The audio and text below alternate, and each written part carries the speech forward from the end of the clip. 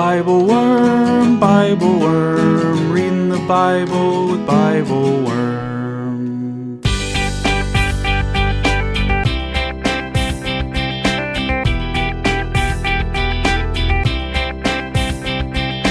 Welcome to Bible Worm, getting to the core of the biblical text. I'm Dr. Robert Williamson, professor of religious studies at Hendrix College and the founding pastor of Mercy Community Church in Little Rock. And I'm Dr. Amy Robertson, director of lifelong learning at Congregation Or Hadash in Sandy Springs, Georgia. We're here every week to discuss the biblical text, both as biblical scholars and as people of faith, one Jewish, one Christian. This week we read Ezekiel 37, 1-14, another text set in the time of exile. In a book known for bizarre visions and sign acts, this chapter shows us the valley of dry bones. We dive into the great chasm between hopeless and hopeful and find Ezekiel somewhere in the middle, willing to prophesy to scatter bones in a field as he's been told, but honestly unsure what will happen when he does. We discuss the role of stories that feel scary in our lives of faith and how the concrete images of bodies and of death in this chapter force us to go all the way to our own most frightening thoughts before it pulls us back. And we see the sort of alchemy between God's power and Ezekiel's willingness to speak God's words into the world, even when he's not entirely sure what will happen. Thanks for joining us.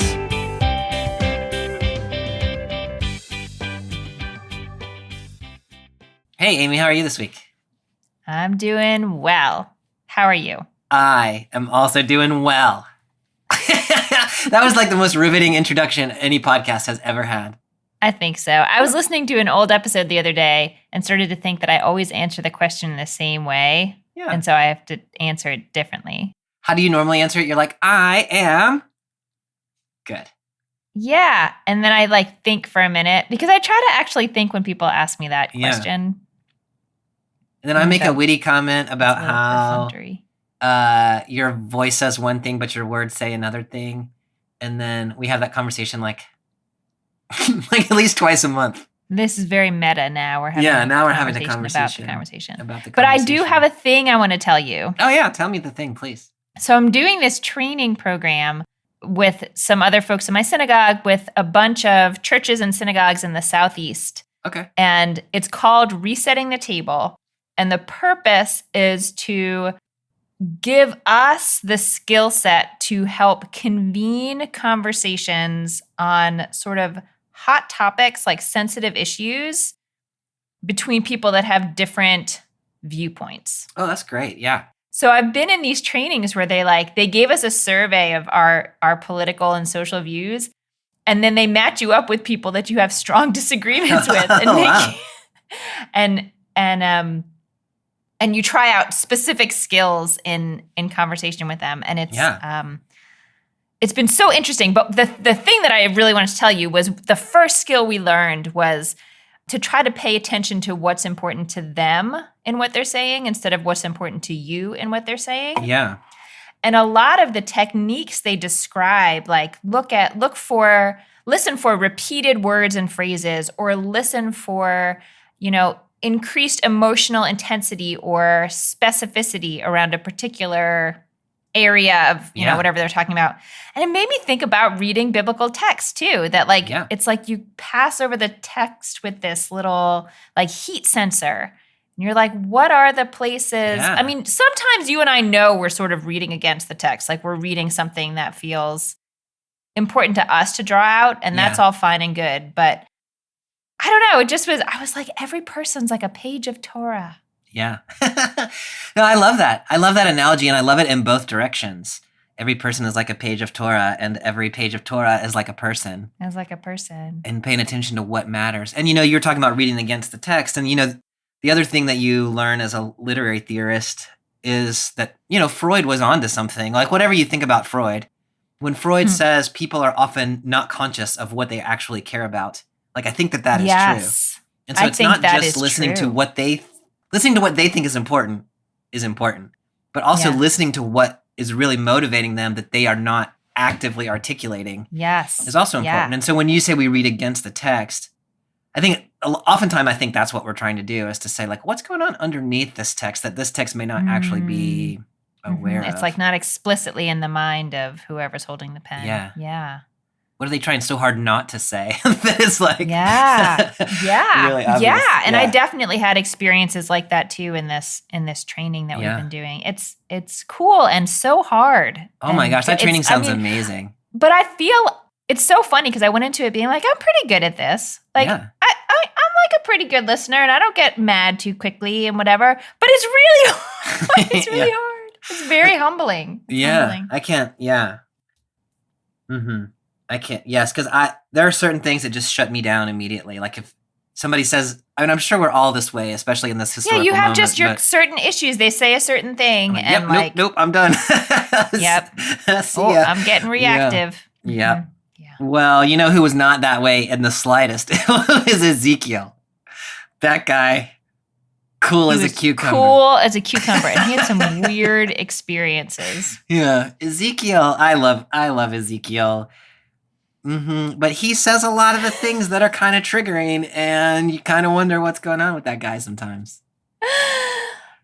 Well, I mean, at least in this text, he doesn't really get to choose much of what he says. Oh, that's He's true. just saying whatever he's told. That is true. All right, so today we're in Ezekiel chapter 37, verses 1 to 14. This is quite a famous passage about a valley of dry bones, which we'll talk about more in detail, but this is a really well-known text. And so trying to think through, like, well, what is this? What's in this text, and what can we take from it for our own context? But before we Yeah. get to that, can you set the stage for us for Ezekiel? Last time we talked, we were in Jeremiah, and now Yeah. we have moved on to Ezekiel. So what do we need to Yeah. know to get us from Jeremiah to here? So we're not so far historically from Jeremiah. Ezekiel lived around the same time. Maybe Jeremiah was a little bit older than he was. Ezekiel was a Jerusalemite who was exiled to Babylon in that first of the two exiles that we Yeah. talked about last time. So one of the, quote unquote elites or influencers or people that the Babylonians just didn't want hanging around in Jerusalem anymore. He is both a priest and a prophet. Yeah.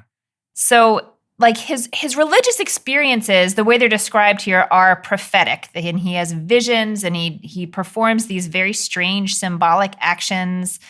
And his discourse is pretty prophetic, but his frame of reference is often from the priestly world. So you might hear things with like purity and impurity, and he Yeah. has this long description of a temple that will be rebuilt, which is not what we're reading today. But that's just his, like, I feel like that's the life experience that he draws from. So that's the language he uses to communicate. He wrestles throughout the book with the problems posed by the exile, the big question that we Yeah. have been naming for a couple weeks now, I think. Why did God allow the temple to be destroyed? Yeah. What future is there for Israel? Like what is the meaning of this catastrophic historical event Yeah. for the future? A couple other things I would say. Ezekiel is very complex. It's very hard to understand. The visions that he has become the basis for Jewish mysticism. Mm-hmm. And maybe because of that, I don't know, they made this whole book made the rabbis a little bit nervous. Yeah. And the Mishnah advises us that the first chapter of Ezekiel should not be taught before even one person unless that person is a sage who is already fully competent in the Jewish tradition. Like this, Ezekiel Yeah. could really take you down another Yeah. another pathway. And so there's this plea that before you venture into this bizarro universe, that you're grounded Yeah. in tradition, sort of as it is. Yeah. That's amazing.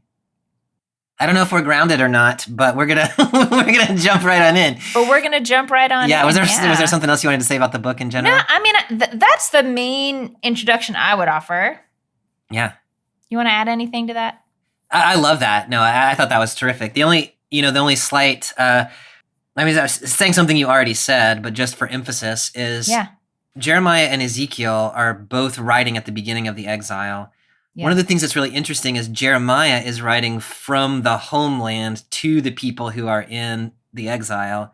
Ezekiel himself is in the exile, oftentimes speaking about what's happening in the homeland. And so they're in the same time period, but they're from the opposite sort of the opposite perspective. Yeah. So that makes yeah. the two of them together just really interesting to read. Yeah. They could have been great pen pals. Yeah. I love that. Yeah. Uh-huh. All right. So this passage that we're reading today, I mean, you can tell by the fact that we're in chapter 37, it comes, well into Ezekiel. A little bit into the book. Yeah. Mm-hmm. Yeah. And so we've been through some stuff in the book of Ezekiel about, the destruction of the temple and about sort of why are we in exile. Here at this point, Ezekiel is sort of shifting toward a more hopeful viewpoint at the end of his book. And so this part of the prophecy is taking seriously what has happened to the people, but it's also anticipating an end more than it's trying to explain the beginning, I think. Does that seem fair? Yeah. Yep. Yeah. Mm-hmm. Okay, so we're in Ezekiel chapter 37, verses 1 to 14, and I am reading from the NRSV. Ezekiel says, "The hand of the Lord came upon me, and he brought me out by the Spirit of the Lord and set me down in the middle of a valley. It was full of bones. He led me all around them. There were very many lying in the valley, and they were very dry. He said to me, 'Mortal, can these bones live?' I answered, 'O Lord God, you know.' Then he said to me, 'Prophesy to these bones and say to them, O dry bones, hear the word of the Lord. Thus says the Lord God to these bones, I will cause breath to enter you and you shall live. I will lay sinews on you and will cause flesh to come upon you and cover you with skin and put breath in you and you shall live. And you shall know that I am the Lord.'" Okay. Yeah. So the beginning of this passage has something about God's hand bringing Ezekiel out someplace by the Spirit or the wind or the breath or the something. What should we envision is happening right here to Ezekiel? I mean, I'm picturing like the Disney version of A Christmas Carol where you like get zoomed around by the ghost of Christmas past. Yeah. I might be importing that from a later time period. It's possible, but yeah. I just think it's so striking. Like that starts with the hand of the Lord. Yeah. The hand of the Lord. Not the word, not the Spirit, the hand of the Lord. Like this whole text, so much of Ezekiel is so like right down there with you, like embodied, like it's not in this world of like just the spiritual and sort of these heady ideas. I mean, all that stuff is sort of in there too, but yeah, the hand of the Lord, and he's like flying through the air, and then the Lord sets him down in a valley. Yeah, no, I love that. And, the Christmas Carol is not entirely clear, at least while it's happening, where the boundary is between like what is actually being experienced and what is being dreamed or what is a vision. And to me, that's similar in Ezekiel, actually, that like he doesn't say in a vision, God set me down in a valley. He said, God picked me up by God's hand and took me to a valley. This is happening. Yeah. Yeah. So at least in his telling of it, this is like his physical body has been physically lifted and set down someplace else. Yeah. He brought me out by the Spirit of the Lord. As you know, in Hebrew, that word spirit is ruach, which can mean spirit. It can also mean breath. It can also mean wind. And so I don't know that it matters necessarily, but this word is going to get used actually quite a bit in the passage today. And so, you could, in the spirit could mean maybe he's having a visionary experience. By the wind means that the way God has transported him is just to blow real hard or to send a wind from somewhere that picks him up and, like Mary Poppins, I guess to import something else. Yeah. Do you have any thoughts about that word ruach and what we ought to do with it here? It's so interesting because I confess, I read it in English instead of in Hebrew, and there's a lot in this passage that reminded me a bit of the creation story. Yeah. And so but it's not the same word. In the creation story, it's Ruach Elohim, which is, maybe a great wind, a wind of God, or something like this. Here it's different. It's Adonai, but I guess I was picturing I was picturing that same kind of wind that blew during creation, which doesn't answer your question at all. It just draws a parallel. Yeah, no, I like that. I mean, it is the same. Like ruach is the same word. The designation of God is different. You're right about that. But I like that sort of. This is the same breath, wind, spirit that was. I mean, we get that in verse 1 or verse 2 of Genesis. The same spirit that's been there since the beginning is the same spirit, the same wind that's motivating what's happening right now. Yeah. Now, Ezekiel gets put down in a valley full of bones, and it says he led me all around them, and there were very many of them, and they were very dry. What do you take from that description that you think is important? Like, how should we be processing this valley of bones, do you think? That's such a good question. And I love the slow reveal of information here. Yeah. It's not a summary statement. It's like as Ezekiel is perceiving these things, he's reporting them. Yeah. I mean, the question that I had reading this part of the text was do these details, the fact that there are very many of them and they're very dry, I think specifically the dryness, does it make them less likely to be able to live? Are they more dead than they would be if they were not so dry? You know what I mean? Does it make it seem like a greater miracle, or there's a greater sense of hopelessness? Yeah, I mean, that's kind of the way that I read it. But although it's a good question, bones lying on the ground are kind of hopeless, no matter how dry they are. But that's the way that I have read it, is these are like bones that have been lying out for so long that they're sort of bleached, and thoroughly dried out. And so when the question is, can these bones live? I think the obvious answer is no, which is not what, Ezekiel ends up saying. But to me, that's kind of the point is, these are not bones that are buried in a grave or anything like these. This is just a valley. Or even attached to each other. Yeah. It sounds like it's just scattered bones in a field. This is a pretty hopeless scenario. Not that if you looked at a bunch of skeletons, you would think, oh, maybe these things will get up. But But this is even worse than that. The bones are not even attached to each other, maybe, and they are bleached dry in the sun, and they've been there for a long time. The question that God asks is, can these bones live? To which Ezekiel's answer is, "O Lord God, you know." What do you make of that interaction? My first question was why is God asking Ezekiel this? Yeah. Why, how is Ezekiel supposed to know? Yeah. And his answer is, it's not quite hopeless, but it's not quite anything you want to do can happen. Yeah. It's like a more pious version of, I don't know. Yeah. Yeah. What do you mean? Why does God ask Ezekiel? Is it just sort of trying to get Ezekiel to pay attention? Is it like a pedagogical technique? Yeah.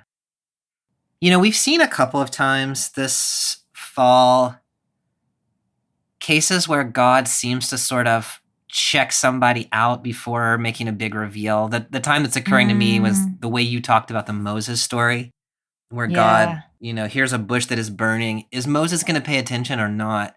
And when he does pay attention, then God says, oh, okay, Moses. I think it would be possible, although I don't think it's necessary, but to read that question as sort of gauging Ezekiel. Can these bones live? I love what you said about that being sort of a pious shoulder shrug. Because it's obvious that you should not say no, right? Which is the sort of gut response. Here's a valley full of bleached, dry bones, unconnected. Can they live? No. And so it's clear that Ezekiel ought not have said that. And so, oh Lord, you know, is better than having said no. I love what the question on the other side, which is, could or should Ezekiel have said, oh yeah, you can do anything, God. And I love that Ezekiel does not say that. Yeah, I mean, I don't know. This is sort of getting ahead of ourselves, but I really love the interplay of sort of hope and hopelessness in this text and the role of God in all of it. So I think I agree with you. Like it seems like it would be a little, I don't know, Pollyanna to be shown this incredibly stark and overwhelming vision of like a valley full of bones, a lot of bones that have been there for a really long time, you know, to say like, sure, I'm sure you can fix this. Yeah. You know. It's like that little meme with the dog sitting in the flaming house saying like, this is fine, this is fine. This is fine. Yeah. That would be a little bit that way. Like, oh yeah, no problem. Dry bones, whatever. Yeah, I like that a lot. I like that a lot, that Ezekiel is not, like the bar is he is not hopeless. Yeah. It's not that, the bar is not that he is hopeful. It's that he is not hopeless. Yeah, he's like, he seems open to the possibility, but he's really, his answer is totally non-committal. Yeah. So then if you think about like, if you think about yourself in a situation where the natural response would be hopelessness, if you can get to, I don't know, you tell me, like that's as good as Ezekiel did. So maybe that's as good as we need to do. Yeah. Yeah, I like that a lot. So then God tells Ezekiel to prophesy to the bones. I had a note in here to check the Hebrew, which I did not do before, so I'm trying to look at it now. So the JPS translation says prophesy over the bones. And so I was like, does that mean regarding the bones or in proximity, like physically over the bones? Yeah. And then yours was to the bones? Yeah. Right? The Hebrew is all. Is all. Yeah, which I wouldn't translate as to. No. Concerning or about. But it could be concerning or about, or it could be like have some proximity to it. Like I always picture all as sort of like being against the surface of something. But I just, that is such a weird imperative. Don't you think? That's a weird thing to tell someone to do. Yeah, because then right after that, it's Ve'amarta alehem, so, and say to them. Yes. So even if it's prophesy about these bones, it's still say to them. Eventually you're going to talk to the bones. Yeah. That's right. Ezekiel is so weird. I love it. Not the person Ezekiel, the book. Maybe the person was too, but he has some weird experiences. Yeah, I mean, the weirdness, I think, there's value in the weirdness. Because what is happening then is God is saying to Ezekiel, even though you don't know whether this thing can work out or not, I still want you to prophesy about it, that it can happen. And I want you to not just prophesy about it, but I want you to prophesy to these bones, which are a heaping pile of dried bones.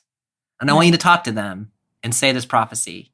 When God is like apparently standing right there and could just like do the thing. Right. But there is something about Ezekiel speaking a prophecy about which he is unsure. Yeah. To the bones, which seem unable to like hear or comprehend or anything. That just seems like so important. Do you see it? You know, I'm thinking as you're talking about some of the other weird stuff that Ezekiel does, like that he eats a scroll because God tells him to. And those things are sort of described as, you know, sign acts. Yeah. Do you think there's some aspect of that playing in here too? Like I kind of don't even know what I'm asking, but it's just such a bizarre thing to ask him to do. Yeah. And like, who's the sign act for? Right? Yeah. Because in some of those public ones, like the one where Ezekiel has to lie on one side for 40 days and then flip over and lie on the other side for 390 days or whatever it is. Yeah.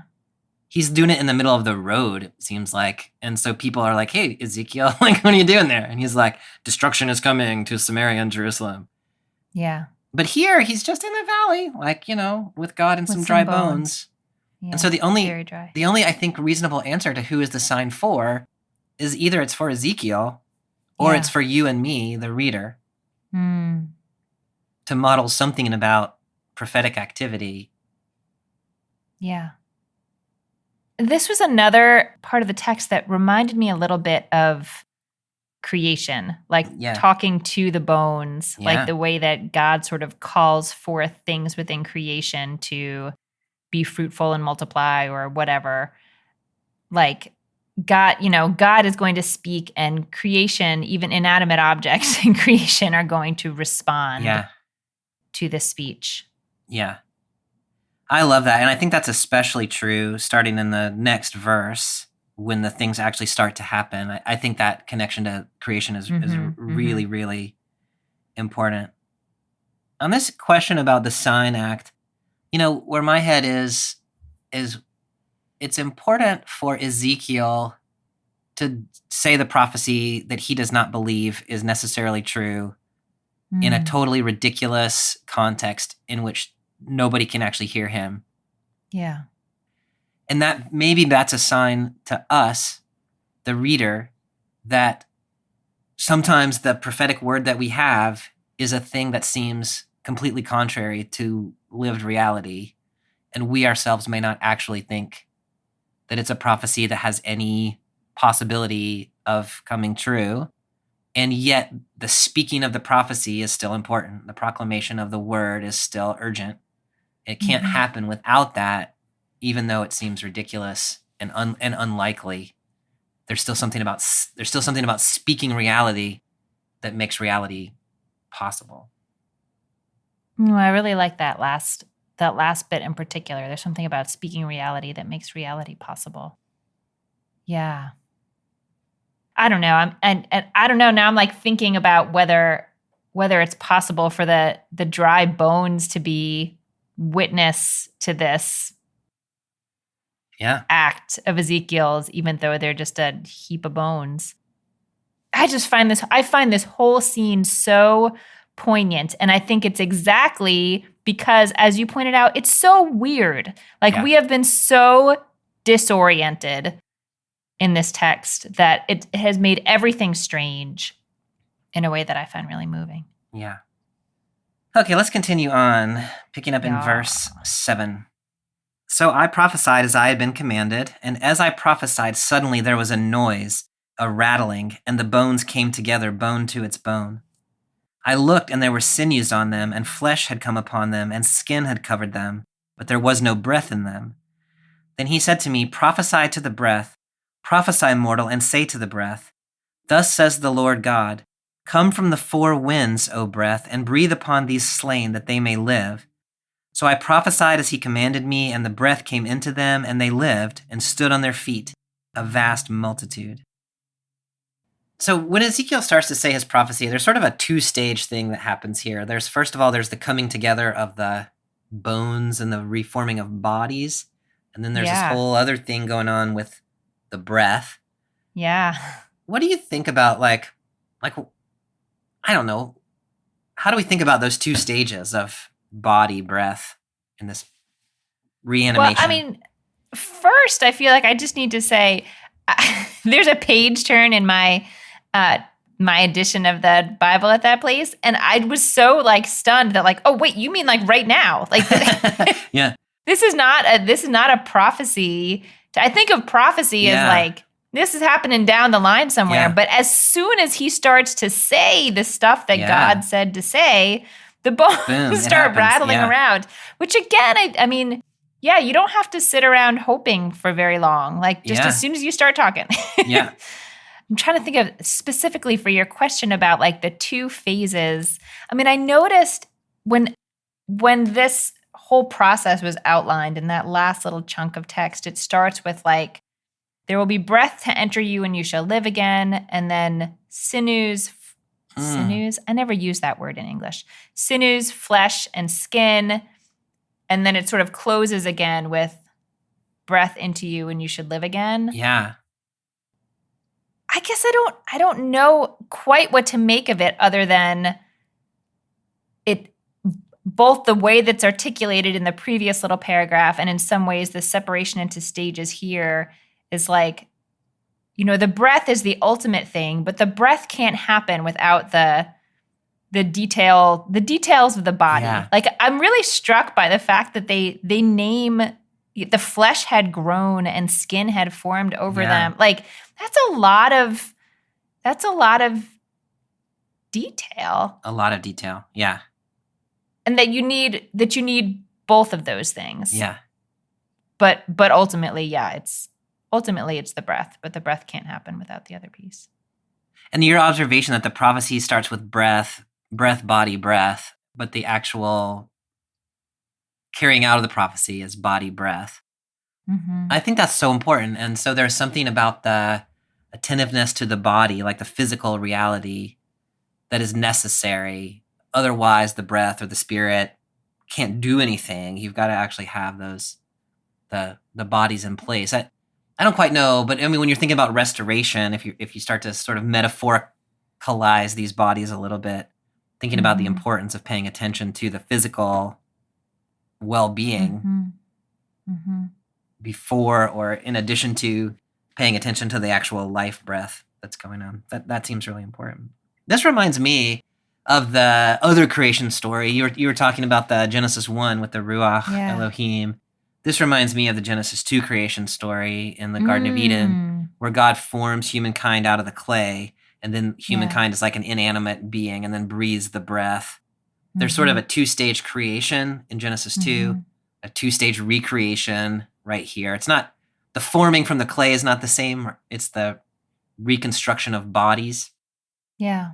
But that's sort of, here's an inanimate body followed by the breath. Right. Here's some raw material that is inanimate that I can form into a living thing and then blow air, blow life, spirit into it. Yeah. Do you have any thoughts? I don't think you like it when I ask you questions like this, but I'm going to try to ask it in a more Bobby-friendly way. Okay. Yeah.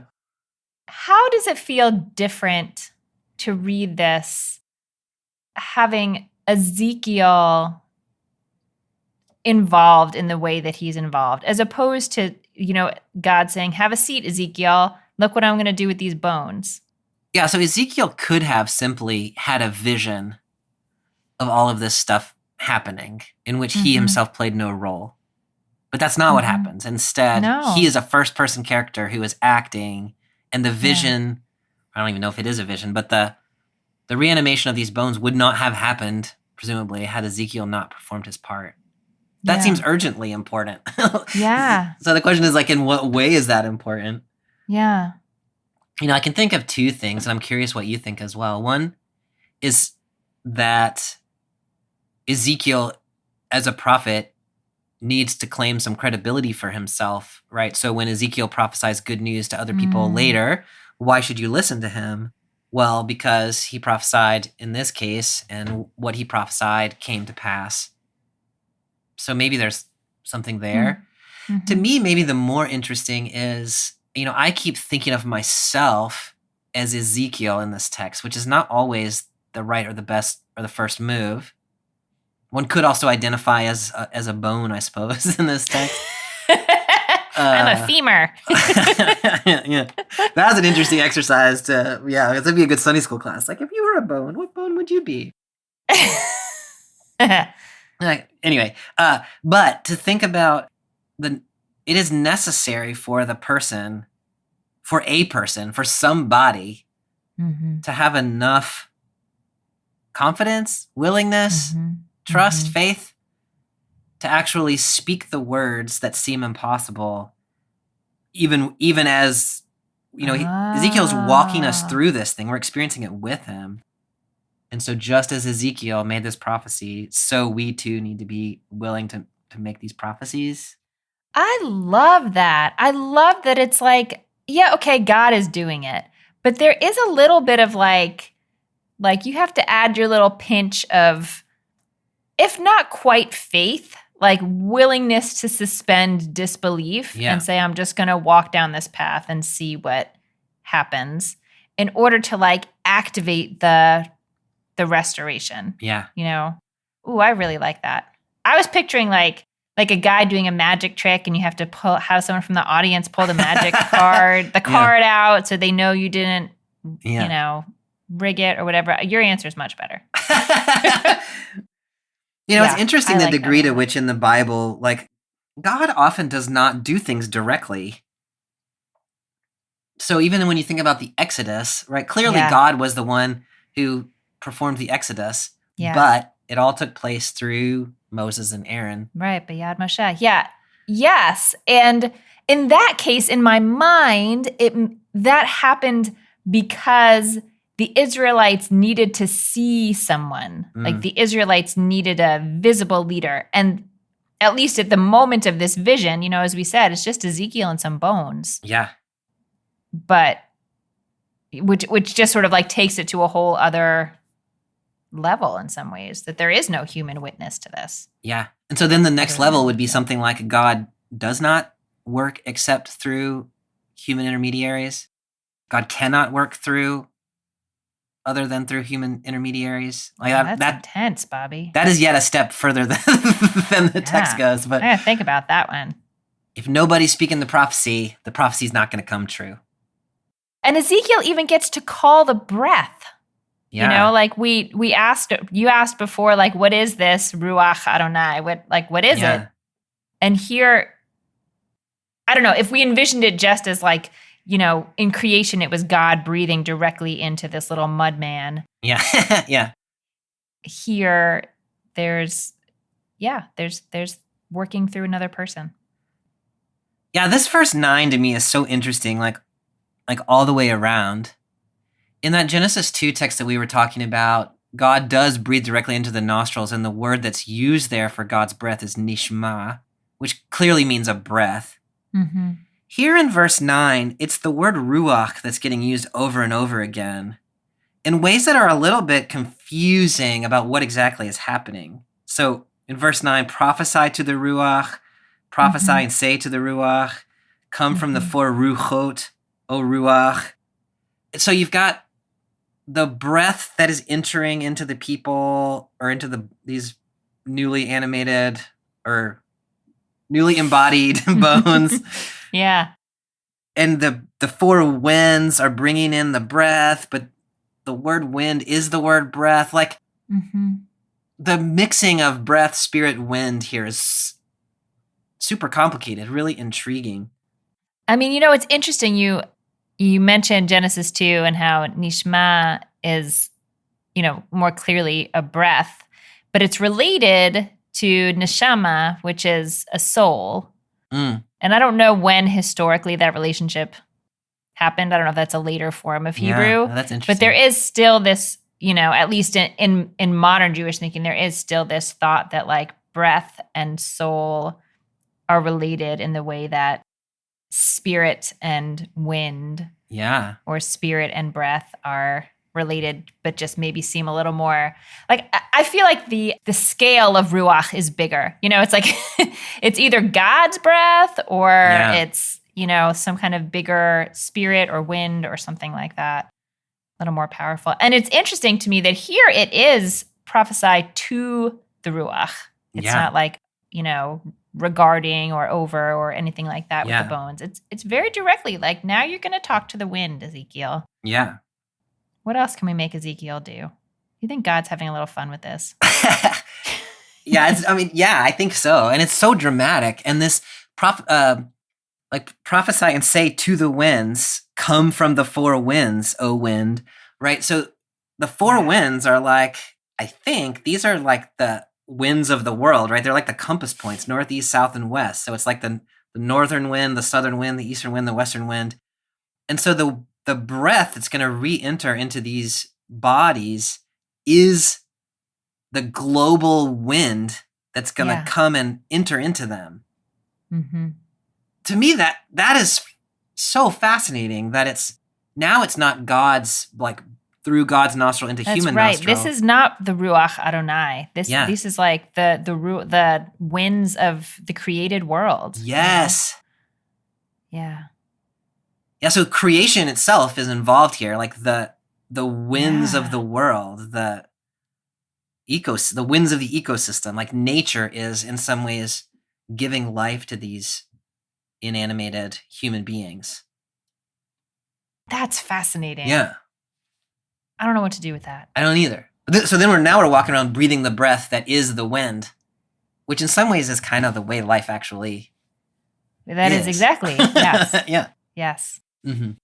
Yeah, I mean, I think in some ways it fits with my sort of obsession in Ezekiel with like how grounded in the body he is. Yeah. For a priest and a prophet, he's grounded in the physical realities of life. And now it's also grounded in these like realities of the created world.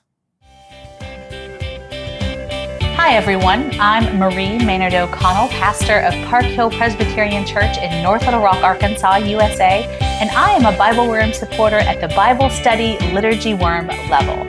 I had finally decided that I was ready to work with the narrative lectionary when the pandemic hit. And then over that summer, I realized that several of the resources I was planning to use had shuttered. I was pretty upset, but I turned to Bible Worm and quickly realized that not only could I benefit from Bobby and Amy's fantastic exegesis and Bible study, but that I had found a community as well. I appreciate not only having colleagues from across the globe to think and study with, but also to be able to share the Bible study with a small class at my church. And the liturgy has literally been a lifesaver. It's the best use of my continuing education fund yet. I hope you'll consider becoming a Bible Worm supporter too. You can join for as little as $4 a month. Just go to patreon.com/Bible Worm podcast for details. And now, back to this week's podcast. So Amy, in the Bible Worm Collaborative, there was some conversation about how this text is kind of scary, especially for people who have not read it before. Like, I think once you've read Ezekiel a few times or you've sung the spirituals, like this all sounds kind of familiar. Yeah. But a couple of comments in the Bible Worm Collaborative about congregants having gotten kind of upset about this text or said that was scary. Like I wasn't prepared for that. I mean, I think I would agree. It is scary. Yeah. This is scary. Yeah. And I think that's part of the point. Like I almost want people to hold on to that edge of it and not go all the way into, oh no, but they'll be restored. Or no, but like this is not like I would imagine Ezekiel is terrified. Yeah. Standing in a valley of bones. And I don't know. We'll get in that when we talk about the next section, I guess, to talk about like how literally or figuratively should we think about this whole story. Yeah. But almost for me, regardless of whether we ultimately decide this whole thing is a metaphor, the fact that it takes us all the way to the edge, like all the way to the scariest and most final thing we can imagine, not just dead, but like dead and your body has fallen apart and dried up and like it's beyond. Yeah. But it takes you all the way there. That for me is like, it is like fearsome and awesome. Yeah. No, I think that's right. And I am pretty sure as I think about it that I have heard Jews express that sense of scariness about Jesus dying and then, sure, yeah. Like that's, it doesn't have the details of the bones and all that stuff, but yeah, it seems like an uncrossable boundary in our world experience. And so to have a story where it is crossed is scary. I appreciate that connection. And what you're making me think of, like I sort of thought of the valley full of dry bones as kind of scary, but you're helping me see that it's actually also that those dry bones now being like people walking around with breath in them. Like that's also kind of scary. And it's interesting to think about, miracles can be experienced as frightening. Yeah. And so because they violate what we think is possible, right? Because they come back together, things come together in unexpected ways that we don't know what to do with. Like not only a valley full of dry bones coming back to life is scary, but like our own sort of restorations and reinvigorations, which don't look like we expected them to look. Those can also be frightening. Yeah, no, I know I always say about the exile that the scariest part of that story to me is that this realization that the way people thought the world worked seems not to have been true or Yeah. not to be true anymore. And that kind of fear is also present in what you're talking about Yeah. when you experience miracles Yeah. that, what the laws that you thought governed our lives maybe were not true. Yeah. And that, yeah. No, that's right. And I think what I'm thinking about differently right now is that that's true on both ends of the exile. And so, when you think like, oh, this world we thought was Yeah. one way failed and now we're in exile, like that seems scary. When you say this exile that we're in is ending and something new is happening, that seems wholly exciting to me. But it's also scary. Like the newness is also scary. It's like the way we talk about, good stress and bad stress, but Yeah. also stress is stress. Yeah. This is sort of like a much larger version Yeah. of that. Not just moving, but, bones coming back to life. Yeah. Yeah. So I've gotten a wee bit ahead of us talking about the end of the exile. So why don't we read this last section and then we can Okay. talk about the image as a whole. So picking up in verse 11. Then he said to me, "Mortal, these bones are the whole house of Israel. They say, our bones are dried up and our hope is lost. We are cut off completely.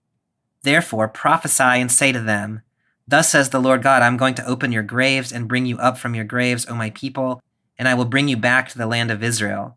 And you shall know that I am the Lord when I open your graves and bring you up from your graves, O my people. I will put my spirit within you, and you shall live, and I will place you on your own soil. Then you shall know that I, the Lord, have spoken and will act, says the Lord." So here, kind of belatedly, we realize that this whole thing with the bones has been pointing us to the people of Israel and the restoration of the people of Israel in the exile. Yeah. And so this vision Ezekiel has had, or experience Ezekiel has had, has prepared the way for the prophecy that he's now supposed to make to the people. How do you connect this vision of the dry bones and the people of Israel being restored from the exile? I love that question, and it's a slightly different iteration of the question that arose to my mind, but maybe a better one. My question was sort of, in what way is this collective and in what way is it individual? Like, Oh, yeah. like before I was picturing all these bones and they all come together in individual bodies. Yeah. And now it's talking about them sort of as the house of Israel, like not the children of Israel. It's not a plural, it's a collective entity in some way. And so then that starts to feel, I guess that starts to feel more metaphorical. Yeah. To me, that there was a sense that the house of Israel, that Israel would cease to exist as Israel because of the events of the exile, and they had, they were losing hope. What is the quote that Ezekiel has in here? Our bones are dried out. Our bones are dried up. Our hope is gone. Mm-hmm. So I guess I was seeing those two things as sort of, I don't know, maybe parallel in some way, like the bones or the hope. Yeah. Yeah.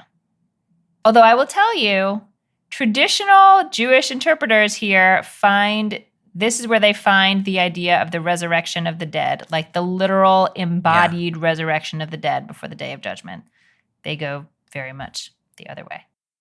Yeah, I mean, I think that's a sort of a natural reading, and as you're saying, quite an ancient one, that this is literal resurrection. And Ezekiel does come to be understood that way fairly early on. Mm-hmm. In my mind, that's not probably what Ezekiel's doing in the first instance. Yeah. And so I think it's helpful to kind of keep both of those things together, to say there is a literal resurrection of the dead that is pointed to here. But before we go there, what Ezekiel's really trying to do is talk about the communal resurrection of the people of Israel in the world, which is clear enough, right? Because he keeps saying, I'm going to put you back in the land. I'm going to bring you back to Israel. You're going to be on your own soil. So there is a clear embodiedness in the present world, on the present land, that's taking place here. So I think at the very least, to hold those two things together and to say the reconstitution of the people of Israel on their land is what Ezekiel has in mind in the first instance. Can we extrapolate that to literal life after death? Sure we can. But that's not probably what Ezekiel is up to. Yeah. Here again, you see that connection of restored people and land or creation or nature. Somebody was brought this up in the Bible Worm Collaborative, I thought, in really helpful ways. So now you've got people who are constituted by the breath that came from the four winds, who have been restored to their proper place on the land. Mm-hmm. And so that we keep coming back to the connection between human beings and the natural world as being a sign of right order or something like that. Mm-hmm. Mm-hmm. Yeah, and that the in order for the house of Israel to be reconstituted in this meaningful way, this is just restating what you just stated, really, but that necessarily involves being placed in a certain place. Like those things are all tied up together. Mm-hmm. And so just as the exile felt like an undoing of that in some way, the undoing will be undone. Yeah. I love that. And I'm trying to think what you do with place matters in a contemporary context. So maybe that's the next question. For Israel, like, you've been displaced from your place, and so you get to go back to your place. For moderns, if we say, well, what then does that mean for us when we're dried out and reconstituted and put back in our place? Like, what is that place? To which I do not know, and I'm a little bit thinking that maybe this is one of the places where people like me live a disembodied spirituality that sort of thinks about like my spiritual well-being, but doesn't necessarily think about my locatedness in any very That's the way. Thought that popped into my head when you asked the question was like, there are so many ancient religious traditions that have that deep sense of connection to a particular place. And the specificity of the place matters. Mm-hmm. And not as many modern folks, I think, really think about that. Yeah. Probably to our detriment. So just to go back, in this section, the people now of Israel are being compared, in the exile, are being compared to the bones. And the dryness of the bones is about hope. So now that we've read the whole passage, does knowing now what Ezekiel is really thinking about change the way you read that first part about the dry bones? Or does it help you see different things there that you missed before? Maybe that wasn't it. It definitely helps me relate better to the text. But I'm also really grateful that we didn't start with the conversation about hope.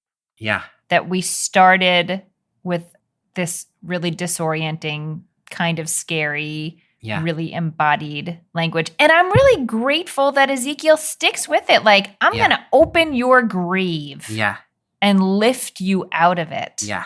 Like,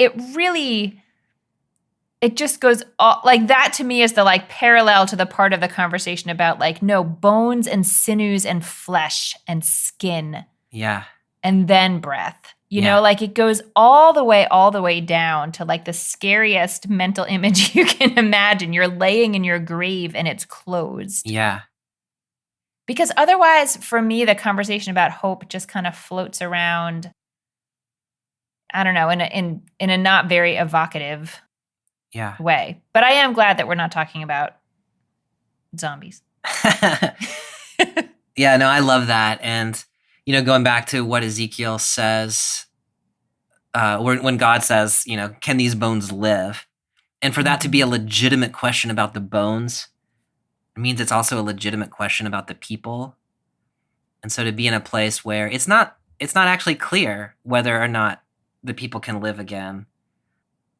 And so when we have a lived experience in which it is not clear whether there is life on the other side of wherever we are, when it feels like our hope is so lost that our bones are completely dried out, this passage says all you got to be able to do in that moment then is to say, Lord, which is one step beyond saying I am hopeless. But it is a far cry from being able to say I am hopeful. It is simply I haven't given it up yet. Yeah. And what I love about the idea that the dried bones are the hope, the dried up hope in some way, is that Ezekiel doesn't, like, you don't have to do anything. No one does anything. Like, it's not like you have to hold out hope. It's like God will return the hope to you in a miraculous act. Yeah. Like, we know you can't flip a switch and become hopeful for the future, but it's like one step removed from that. Like, you can hope that God will give you hope, but it just feels like a more reasonable ask in that situation. And if the people are the bones, then the people don't even actually have to be able to muster that. It's the prophet who has to be able to muster enough courage to be able to say that that things are not hopeless yet. The bones just lie there and then are reanimated. Like, the people are just reconstituted as a people. But there's something about the role of the prophet who needs to be able to prophesy even if they're not sure about the outcome of the prophecy. Yeah, right. Just do the next thing. But you have me thinking now, because I said, what if the bones are the hope? Mm. And you said, what if the bones are the people? The people. What do we think these bones are a metaphor for? Clearly, I think the bones are the people Well, who have lost their hope. The hope is the bone moisture. the ultimate moisturizer. Yeah, I guess I'm thinking of the bones as like the dreams or the all the things you. I don't know. I'm thinking of it less as, like, when you say people, do you mean like actual people, or like the people, like I don't know. That's the community, the community, which also involves individuals. But like, right. We have been so disrupted that we are like dry bones that might as well be in our graves. Yeah. So because we have no hope, we are dry like a valley of bones. Mm-hmm. But that's different than the way you're reading it, right? Yeah, but I don't think they're incompatible with each other. Because if the valley is full of your old, dried up hopes and dreams, it's the hopes and dreams for the people. So yeah, I think your reading is probably closer to what Ezekiel is thinking. I don't really know. I'm really intrigued by where you've headed with it. To me, it's really important to be able to say when you think you're done for as a people, as a person and as a people, there is yet hope. And that hope rests in God's capacity to do the things that you never had the courage to ask for. Or something like that. I don't know. This is one of those passages that on the one hand, it seems clear enough what's happening here, but on the other hand, it's such a bizarre set of things that's happening here that I think that there are a variety of openings for what one might do with a passage like this. So when you're thinking about this passage, thinking about contemporary life, thinking about your community, what do you think is the message to take away here? I'm going to answer your question with a story. Okay. I love your stories. It's not that good of a story. Don't get excited. No. Okay. So there is this central prayer in Jewish tradition called the Amidah. And it includes in it, other prayers include this idea also, but the idea that God will raise the dead. The God is the one who raises the dead. And that, I think comes from this idea from Ezekiel. I spent a long time in a Reconstructionist synagogue where they struck language like this from the liturgy because it didn't reflect their beliefs, and they were like, we need to pray what we think is true. And if we don't think that God actually resurrects the dead, we need to not stand before God and say, we think you're going to resurrect the dead. Mm-hmm. And I have recently moved into a conservative synagogue. And so this language is back in there, and I have to relearn all the prayers and remember to add these parts back in. And And I was worried about what it would feel like to pray these words. Yeah. So when okay, this story is going to get a little weird, but have I ever told you that I'm a little dead inside, Bobby?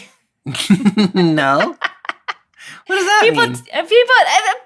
mean? People joke, I joke, whatever. I'm just not like a super emotional person. I'm just not a very emotional person. But it occasionally comes to my attention that perhaps that is to the detriment of some people in my life, and I should endeavor to become more emotional. But you can't just tell someone to be more emotional. Like, what does that even mean? Like, you can't like press a button and be like, great, now I'm very emotive. And so when I encountered these words, first of all, it made me laugh because it's literally like the one who, brings to life the dead. And I was like, oh, I am dead inside. So that's good. Thank God. But more like on a more serious level, it really spoke to me in terms of like, I don't know, thinking about the ways in which we all feel a little dead sometimes. We feel like numbed to things that we need to not be numbed to. And sometimes we numb ourselves for good reasons and, for a while to get through a moment. But we need to be resurrected during our own lives. Like we need God to be able to bring us back from this valley of dried bones. And I don't know, it became a very like resonant metaphor for me in the course of, relearning the whole liturgy with all these phrases included in it. And I think in particular, the idea that like, it's the kind of thing that you pray for, but you can't really do a lot about other than ask God to do it. Like, I don't know what the steps would be to do that other than to honestly hope that God will do it. Yeah. So that's where this text is sort of sitting with me now and thinking about, again, I know we're reading this during the Christian season of Advent. And so that sort of balance of hope and acknowledgement of hopelessness or hoping for hope or not knowing how to move towards hope, but still being willing to imagine it's possible. I think that's really real. Yeah. I love that, Amy. I really do. And I have not experienced you as being an emotionally stressed out person. Which makes me wonder, maybe I don't know you as well as I think I do. But anyway, I'm just going to continue not knowing that about you. No, I love what you're saying about, especially, like where you were saying, I don't even know what you would do about that other than pray that God would do something about it. And, I think this is part of the message of this text is absent God, that valley full of dry bones continues to be a valley full of dry bones. Mm-hmm. Absent God, the community of Israel in exile continues to be a community of Israel in exile, never reconstituted.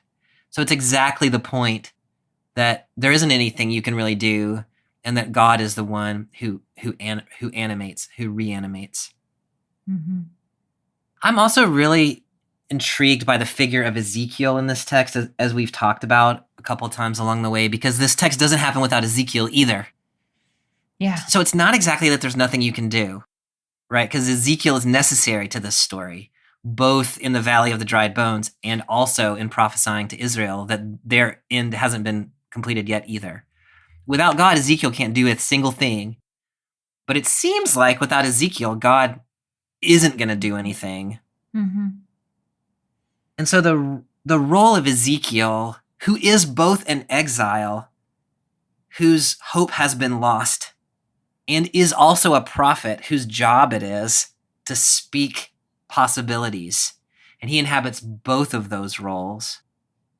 And so to think of us also, not just people who host a podcast or who proclaim from a pulpit, but people of faith, we inhabit both of those roles as people who belong to the community that has been so disrupted that we think maybe there isn't hope for us. And also, as people of faith, we have a responsibility to point to the possibility of a truth, of a restoration about which we can do nothing.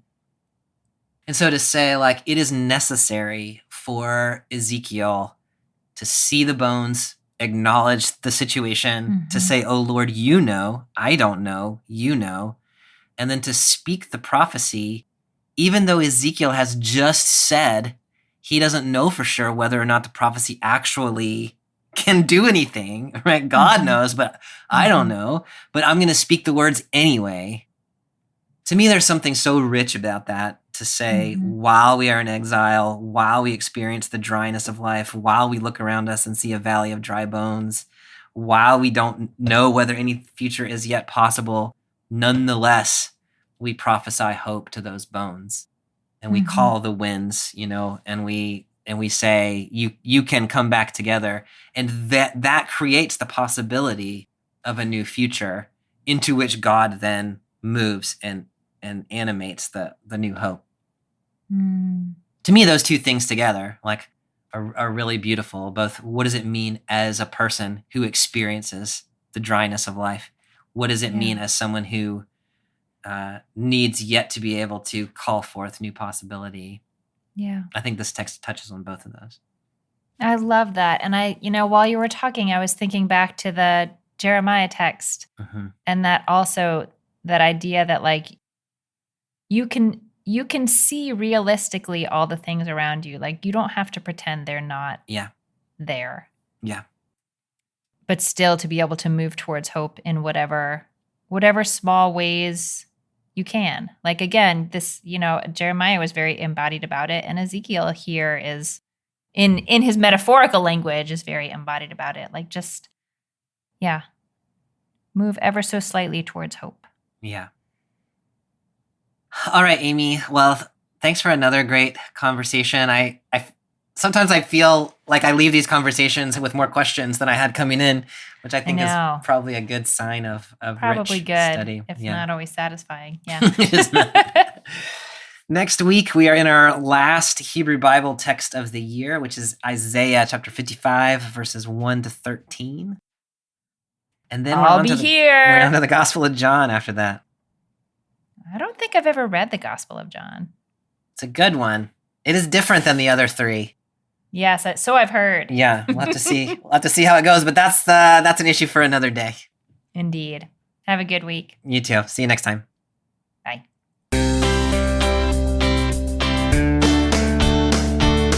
Thanks for joining us for this week's episode of Bible Worm. If you've enjoyed this free podcast, we hope you'll help us keep it going by joining our Patreon for as little as $4 per month. You can also sign up for other goodies like early access, video lectures, weekly liturgies, and more. Visit patreon.com/BibleWormPodcast for details. Bible Worm is produced by Bobby Williamson and edited by Joel and Laura Becker. Our theme song is sung by Colin Bagby. We're grateful to our many supporters for helping us keep the podcast going. A special thank you to our executive producer, Fox Valley Presbyterian Church in Geneva, Illinois. Join us next week when we'll be discussing Isaiah 55, 1 to 13. Until then, keep on digging.